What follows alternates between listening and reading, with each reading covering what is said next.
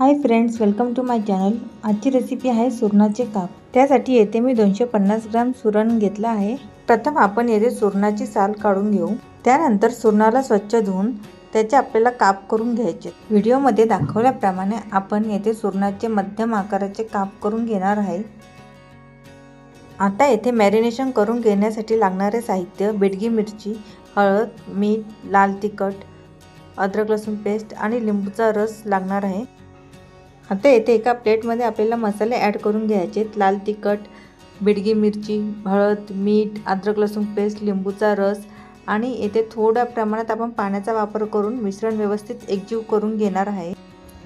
सुरणाला marination करणं गरजेचं असतं, कारण ज्यामुळे घशाला खवखव होते ना, ते होणार नाही। त्यामुळे त्याला आपण मॅरिनेशन करण्यासाठी ठेवणार आहे।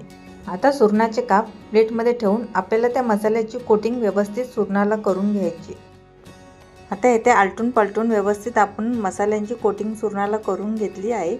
आता येथे 15 ते 20 मिनिटांसाठी आपल्याला सुरण झाकून बाजूला ठेवायचे। सुरणाच्या कोटिंगसाठी एका ताटामध्ये 1 वाटी रवा, चवीनुसार लाल तिखट आणि मीठ आणि 1 चम्मच तांदळाचं पीठ घालून मिश्रण व्यवस्थित एकजीव करून घ्या। त्यानंतर मॅरिनेट झालेले सुरणाचे स्लाइस एक एक करून आपल्याला रव्याच्या मिश्रणात व्यवस्थित कोटिंग करून घ्यायचे।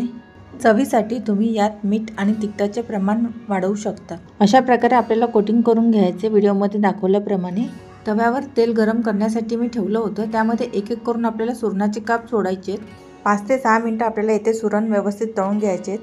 सुरण तळत असताना गॅसचा फ्लेम लो ठेवावा। एक बाजू फ्राय झाल्यानंतर हे काप पलटून घ्या आणि मंद आचेवर तळून घ्या। अशा प्रकारे आपल्याला सुरण व्यवस्थित तळून घ्यायचे। तुम्हाला ही रेसिपी कशी वाटली हे कमेंट बॉक्समध्ये नक्की कळवा आणि त्यासाठी चॅनलला सबस्क्राईब पण करा। अशा प्रकारे उरलेले सर्व सुरण व्यवस्थित मी तेलामध्ये फ्राय करून घेतले। लहान मुलांना आवडेल अशी ही रेसिपी आहे, तुम्ही नक्की ट्राय करा। सुरण व्यवस्थित शिजल्यानंतर एका ताटामध्ये काढून घ्या। तयार आहे गरमागरम सुरणाचे काप। तुम्ही चपाती, भाकरी किंवा भाताबरोबर खाऊ शकता।